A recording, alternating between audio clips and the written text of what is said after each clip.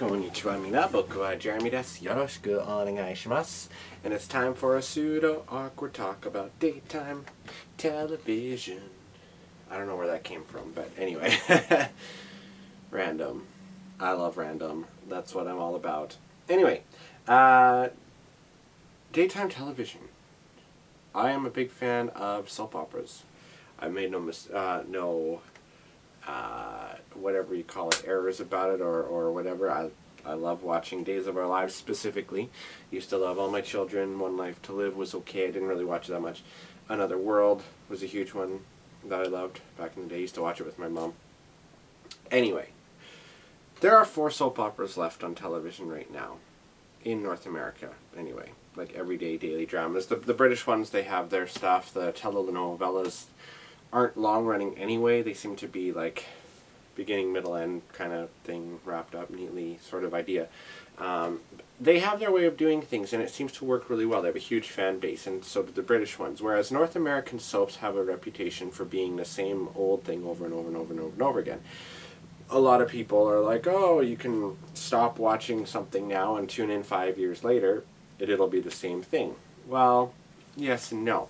Part of the reason for that is that daytime in North America has this horrible tendency of recycling writers over and over again, and they just move around over and over all over the place. The current writers for General Hospital, Jean Passanante and Shelley Altman, have been on several soap operas, Young and the Restless and so on. I think Young and the Restless was their previous one. I could be wrong.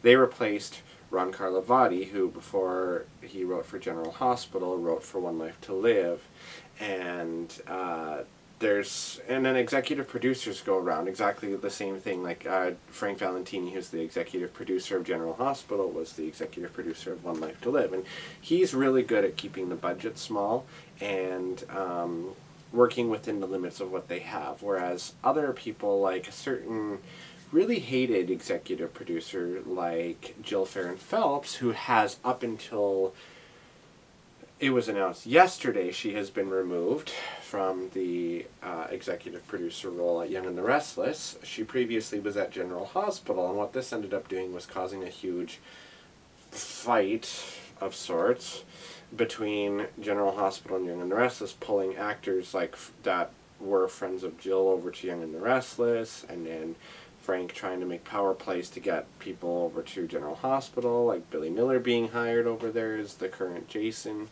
and Steve Burton moving over to Young and the Restless, who used to be Jason, he's now Dylan, and all this other stuff. There is more of interest behind the scenes in a lot of soaps than there is actually written on the soaps. Now, I've always loved Days of Our Lives. I've always loved the supernatural elements of things. Passions, I didn't like it first simply because it replaced Another World, which pissed me off more than Fat-Free Sour Cream. But then towards, after a while, I kind of warmed up to it because I really like the campy insanity. And not a lot of people are huge fans of campiness, but Days of Our Lives, out of the 4 remaining soap operas, does it best. And I would love to see more of the camp-tasticness coming back. The current storyline with Kate framing Nicole for Deimos' murder is actually very campy. I think it's well within both of their characters to act the way that they're doing. I know a lot of people are kind of going on about how it's character assassination, but no, this is exactly what Kate would do. They've been doing standalone episodes too, which is different from what they've done in the past.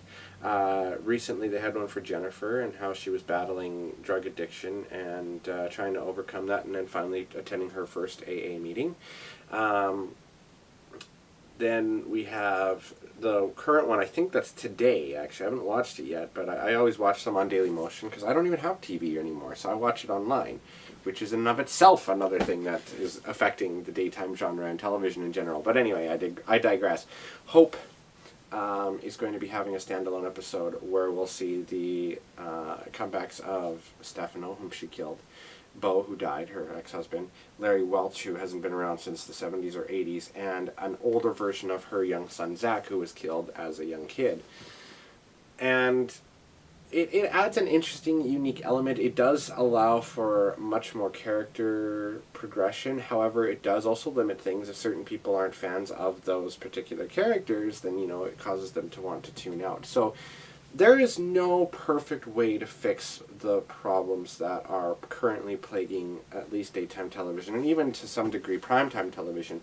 A lot of the time the networks are the problems. Look at ABC, for example. They just went and had a bloodbath of canceling a whole bunch of their shows, like The Muppet Show and Castle and so on and so forth. Castle kind of needed it, I suppose. I mean, again, that's arguable because of what was going on, again, behind the scenes with some of the actors and actresses leaving. I think it was mostly actresses, and then people going on about, oh, it was because of this, and she didn't get along with him, and he dictated this, or whatever.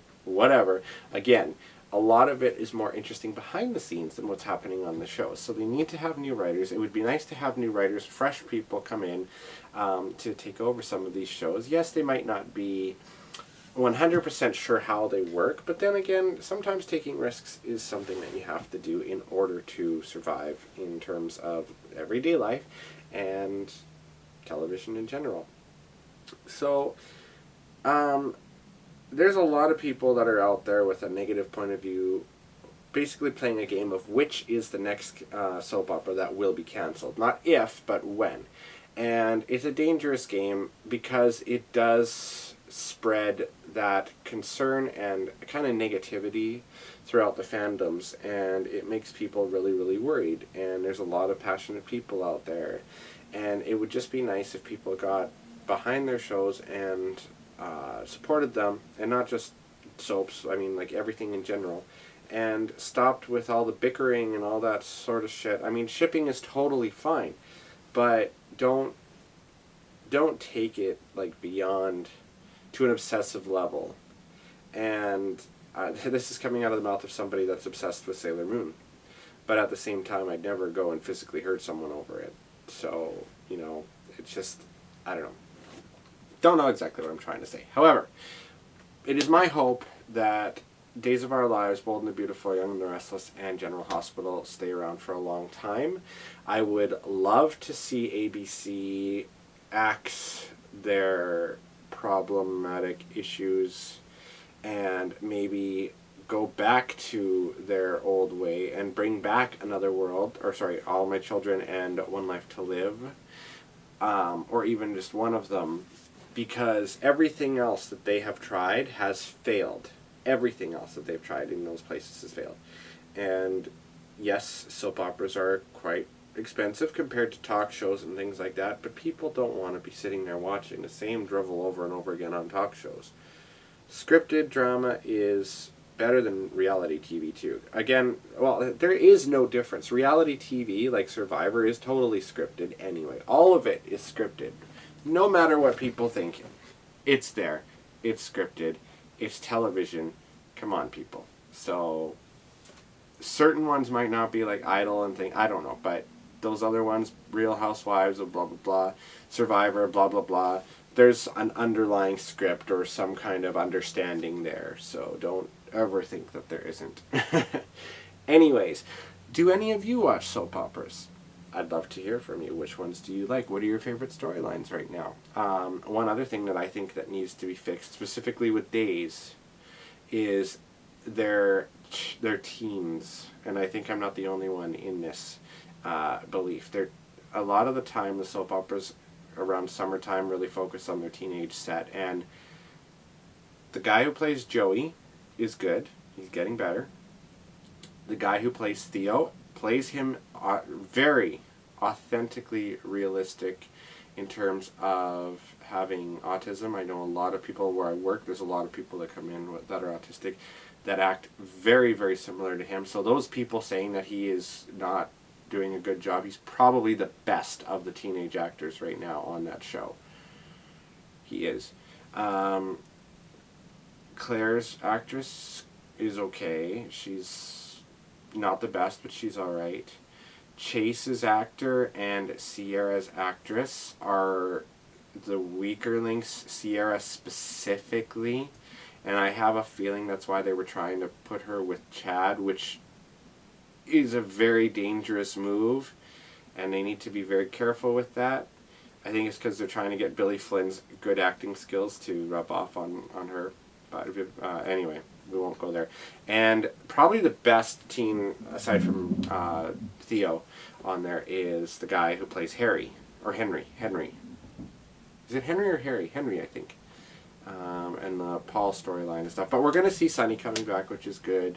And we're going to see, hopefully, Will come back. And hopefully they'll fix some things. But I would love to see some changes going on behind the scenes that have a positive impact on the future of the shows, rather than perpetuating more fear that they're going to be canceled, and so on and so forth. So again, let me know what you guys think, what your favorite soaps and stuff are. And I should have asked yesterday in my other video about the Sailor Senshi and stuff, which Sailor Senshi, if you want to go back and mention that, either on the previous video or this one, do you think that you are most like, or which Sailor Moon character do you think you'd most be like? Alright, I will see you guys tomorrow. Jamata ne mina. Have a great day. Bye-bye.